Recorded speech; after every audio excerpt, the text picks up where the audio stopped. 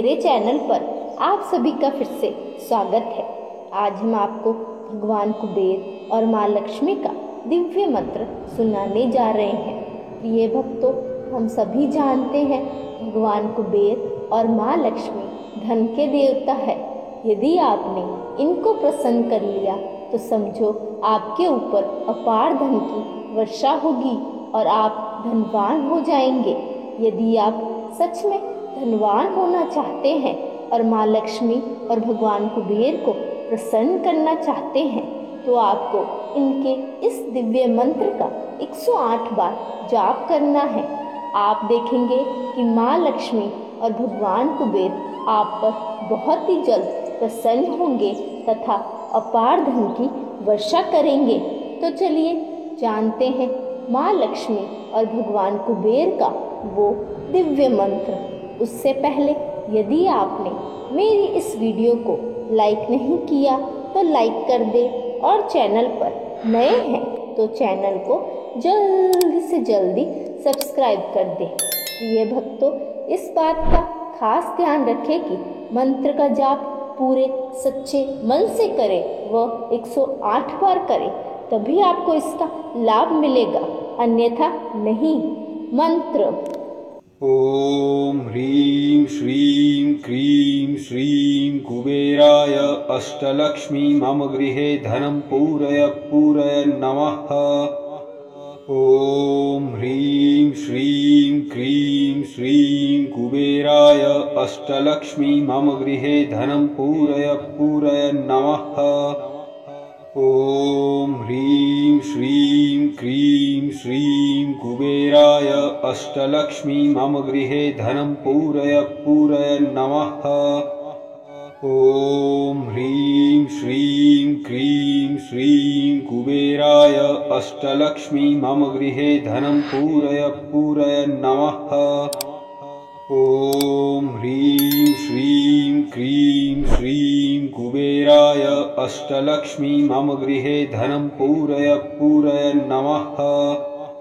ओम ह्रीं श्रीं क्रीं श्रीं कुबेराय अष्टलक्ष्मी मम गृहे धनं पूरय पूरय नमः।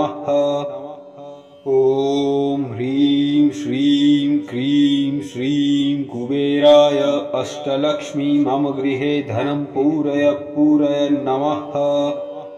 ओम ह्रीं श्रीं क्रीं श्रीं कुबेराय अष्टलक्ष्मी मम गृहे धनं पूरय पूरय नमः।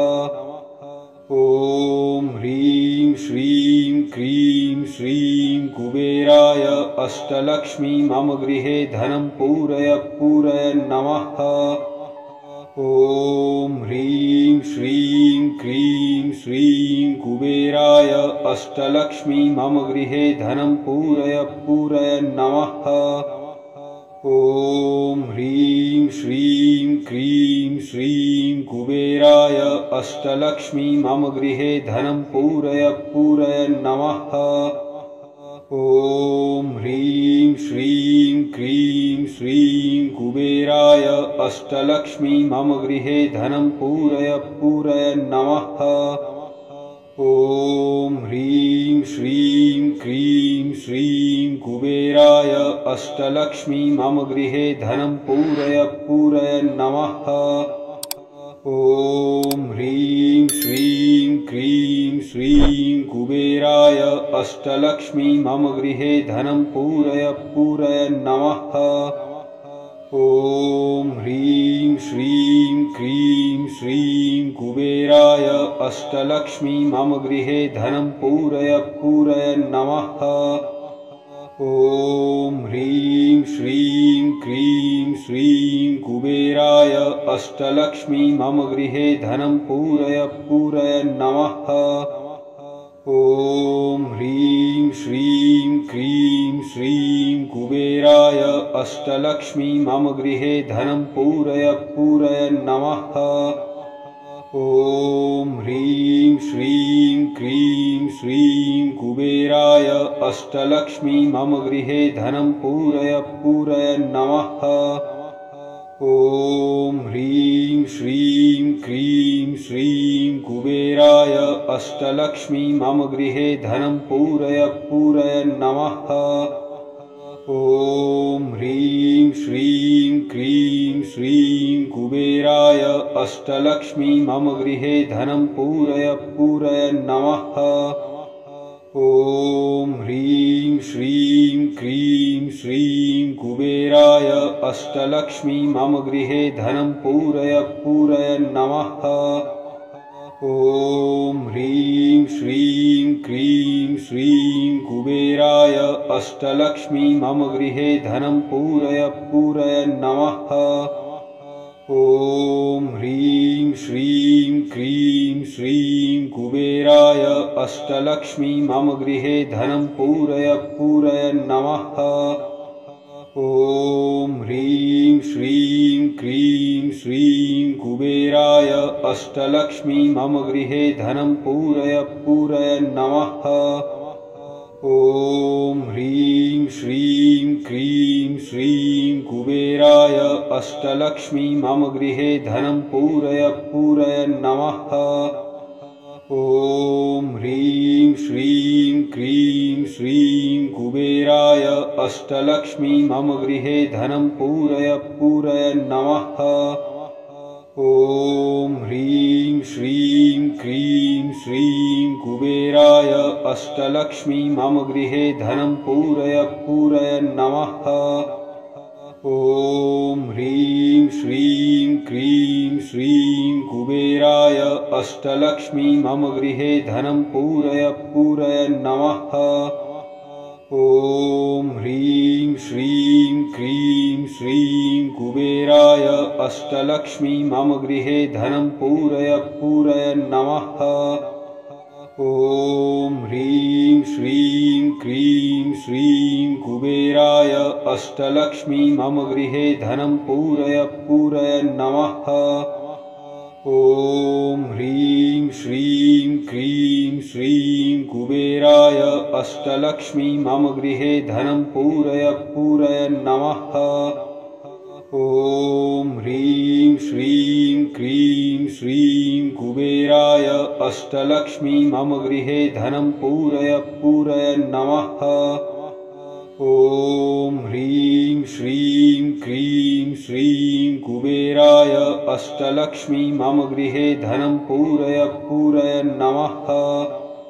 ॐ ह्रीं श्रीं क्रीं श्रीं कुबेराय अष्टलक्ष्मी मम गृहे धनं पूरय पूरय नमः। ॐ ह्रीं श्रीं क्रीं श्रीं कुबेराय अष्टलक्ष्मी मम गृहे धनं पूरय पूरय नमः। ॐ ह्रीं श्रीं क्रीं श्रीं कुबेराय अष्टलक्ष्मी मम गृहे धनं पूरय पूरय नमः। ॐ ह्रीं श्रीं क्रीं श्रीं कुबेराय अष्टलक्ष्मी मम गृहे धनं पूरय पूरय नमः।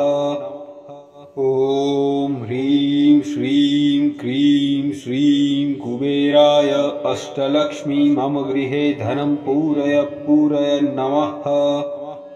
ॐ ह्रीं श्रीं क्रीं श्रीं कुबेराय अष्टलक्ष्मी मम गृहे धनं पूरय पूरय नमः।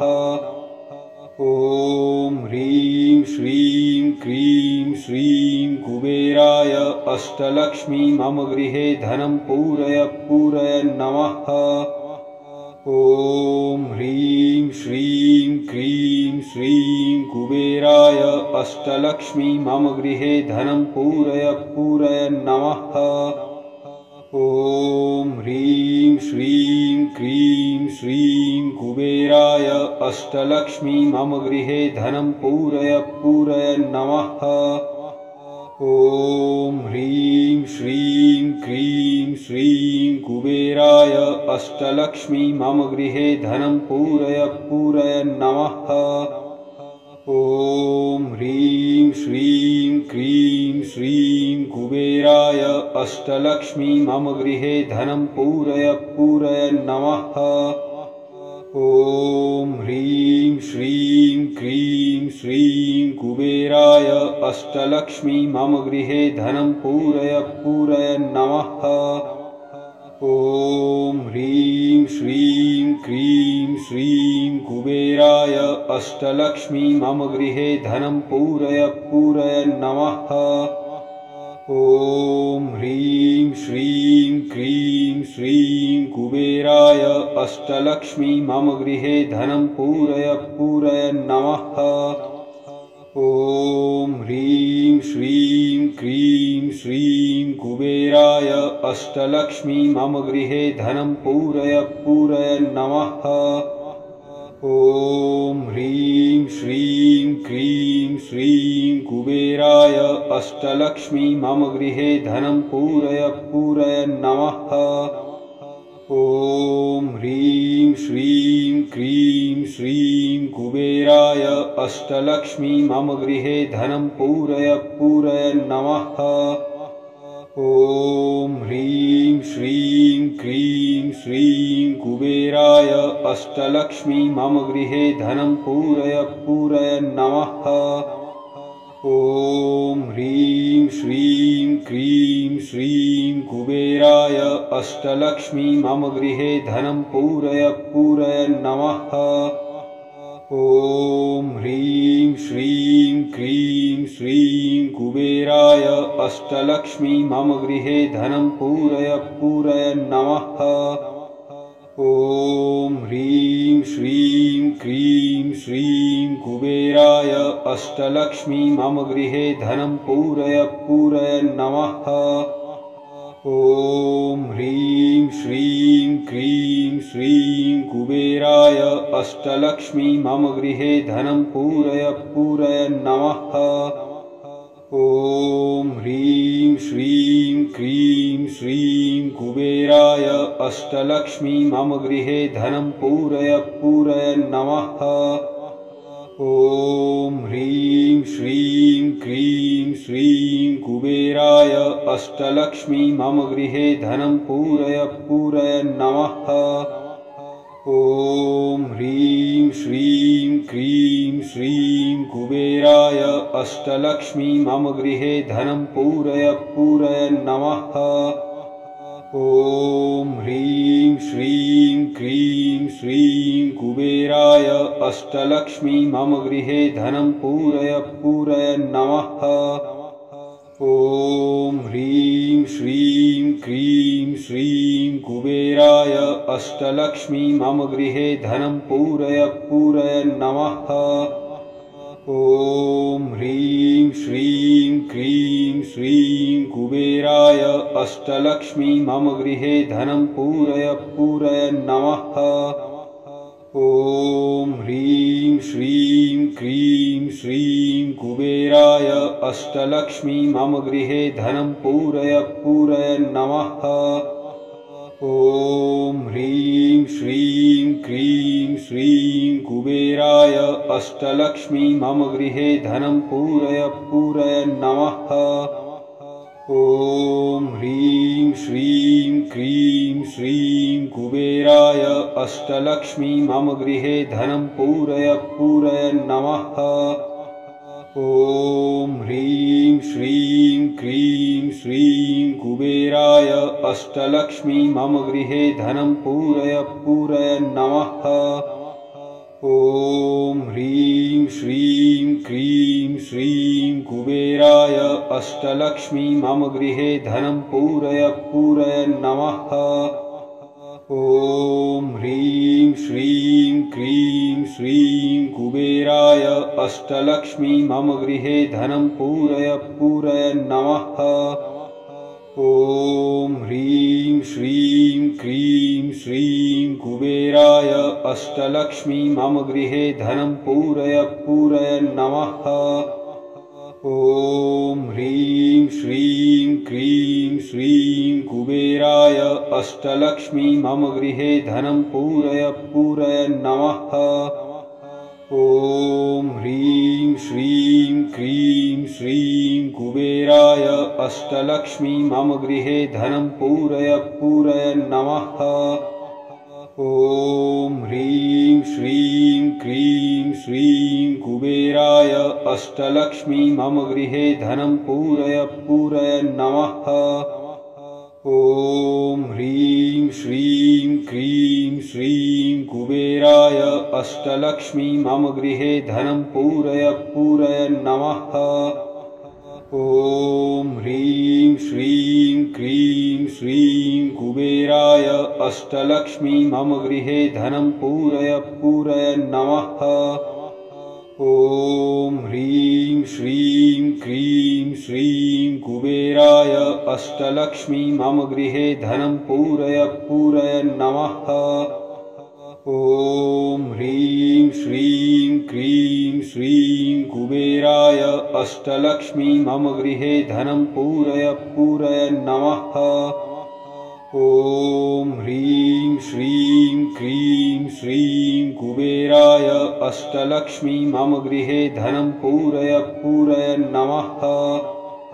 ॐ ह्रीं श्रीं क्रीं श्रीं कुबेराय अष्टलक्ष्मी मम गृहे धनं पूरय पूरय नमः। ॐ ह्रीं श्रीं क्रीं श्रीं कुबेराय अष्टलक्ष्मी मम गृहे धनं पूरय पूरय नमः। ॐ ह्रीं श्रीं क्रीं श्रीं कुबेराय अष्टलक्ष्मी मम गृहे धनं पूरय पूरय नमः। ॐ ह्रीं श्रीं क्रीं श्रीं कुबेराय अष्टलक्ष्मी मम गृहे धनं पूरय पूरय नमः। ॐ ह्रीं श्रीं क्रीं श्रीं कुबेराय अष्टलक्ष्मी मम गृहे धनं पूरय पूरय नमः। ॐ ह्रीं श्रीं क्रीं श्रीं कुबेराय अष्टलक्ष्मी मम गृहे धनं पूरय पूरय नमः। ॐ ह्रीं श्रीं क्रीं श्रीं कुबेराय अष्टलक्ष्मी मम गृहे धनं पूरय पूरय नमः। ॐ ह्रीं श्रीं क्रीं श्रीं कुबेराय अष्टलक्ष्मी मम गृहे धनं पूरय पूरय नमः। ॐ ह्रीं श्रीं क्रीं श्रीं कुबेराय अष्टलक्ष्मी मम गृहे धनं पूरय पूरय नमः। ॐ ह्रीं श्रीं क्रीं श्रीं कुबेराय अष्टलक्ष्मी मम गृहे धनं पूरय पूरय नमः। ॐ ह्रीं श्रीं क्रीं श्रीं कुबेराय अष्टलक्ष्मी मम गृहे धनं पूरय पूरय नमः। ॐ ह्रीं श्रीं क्रीं श्रीं कुबेराय अष्टलक्ष्मी मम गृहे धनं पूरय पूरय नमः। ॐ ह्रीं श्रीं क्रीं श्रीं कुबेराय अष्टलक्ष्मी मम गृहे धनं पूरय पूरय नमः। ॐ ह्रीं श्रीं क्रीं श्रीं कुबेराय अष्टलक्ष्मी मम गृहे धनं पूरय पूरय नमः। ॐ ह्रीं श्रीं क्रीं श्रीं कुबेराय अष्टलक्ष्मी मम गृहे धनं पूरय पूरय नमः। ॐ ह्रीं श्रीं क्रीं श्रीं कुबेराय अष्टलक्ष्मी मम गृहे धनं पूरय पूरय नमः।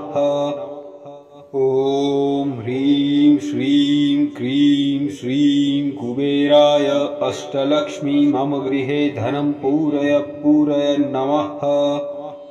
ॐ ह्रीं श्रीं क्रीं श्रीं कुबेराय अष्टलक्ष्मी मम गृहे धनं पूरय पूरय नमः। ॐ ह्रीं श्रीं क्रीं श्रीं कुबेराय अष्टलक्ष्मी मम गृहे धनं पूरय पूरय नमः। ॐ ह्रीं श्रीं क्रीं श्रीं कुबेराय अष्टलक्ष्मी मम गृहे धनं पूरय पूरय नमः। ॐ ह्रीं श्रीं क्रीं श्रीं कुबेराय अष्टलक्ष्मी मम गृहे धनं पूरय पूरय नमः। ॐ ह्रीं श्रीं क्रीं श्रीं कुबेराय अष्टलक्ष्मी मम गृहे धनं पूरय पूरय नमः। ॐ ह्रीं श्रीं क्रीं श्रीं कुबेराय अष्टलक्ष्मी मम गृहे धनं पूरय पूरय नमः। ॐ ह्रीं श्रीं क्रीं श्रीं कुबेराय अष्टलक्ष्मी मम गृहे धनं पूरय पूरय नमः। ॐ ह्रीं श्रीं क्रीं श्रीं कुबेराय अष्टलक्ष्मी मम गृहे धनं पूरय पूरय नमः। ॐ ह्रीं श्रीं क्रीं श्रीं कुबेराय अष्टलक्ष्मी मम गृहे धनं पूरय पूरय नमः। ॐ ह्रीं श्रीं क्रीं श्रीं कुबेराय अष्टलक्ष्मी मम गृहे धनं पूरय पूरय नमः। ॐ ह्रीं श्रीं क्रीं श्रीं कुबेराय अष्टलक्ष्मी मम गृहे धनं पूरय पूरय नमः। ॐ ह्रीं श्रीं क्रीं श्रीं कुबेराय अष्टलक्ष्मी मम गृहे धनं पूरय पूरय नमः। ॐ ह्रीं श्रीं क्रीं श्रीं कुबेराय अष्टलक्ष्मी मम गृहे धनं पूरय पूरय नमः। ॐ ह्रीं श्रीं क्रीं श्रीं कुबेराय अष्टलक्ष्मी मम गृहे धनं पूरय पूरय नमः। ॐ ह्रीं श्रीं क्रीं श्रीं कुबेराय अष्टलक्ष्मी मम गृहे धनं पूरय पूरय नमः। ॐ ह्रीं श्रीं क्रीं श्रीं कुबेराय अष्टलक्ष्मी मम गृहे धनं पूरय पूरय नमः। ॐ ह्रीं श्रीं क्रीं श्रीं कुबेराय अष्टलक्ष्मी मम गृहे धनं पूरय पूरय नमः। ॐ ह्रीं श्रीं क्रीं श्रीं कुबेराय अष्टलक्ष्मी मम गृहे धनं पूरय पूरय नमः। ॐ ह्रीं श्रीं क्रीं श्रीं कुबेराय अष्टलक्ष्मी मम गृहे धनं पूरय पूरय नमः। ॐ ह्रीं श्रीं क्रीं श्रीं कुबेराय अष्टलक्ष्मी मम गृहे धनं पूरय पूरय नमः। ॐ ह्रीं श्रीं क्रीं श्रीं कुबेराय अष्टलक्ष्मी मम गृहे धनं पूरय पूरय नमः। ॐ ह्रीं श्रीं क्रीं श्रीं कुबेराय अष्टलक्ष्मी मम गृहे धनं पूरय पूरय नमः। ॐ ह्रीं श्रीं क्रीं श्रीं कुबेराय अष्टलक्ष्मी मम गृहे धनं पूरय पूरय नमः। ॐ ह्रीं श्रीं क्रीं श्रीं कुबेराय अष्टलक्ष्मी मम गृहे धनं पूरय पूरय नमः।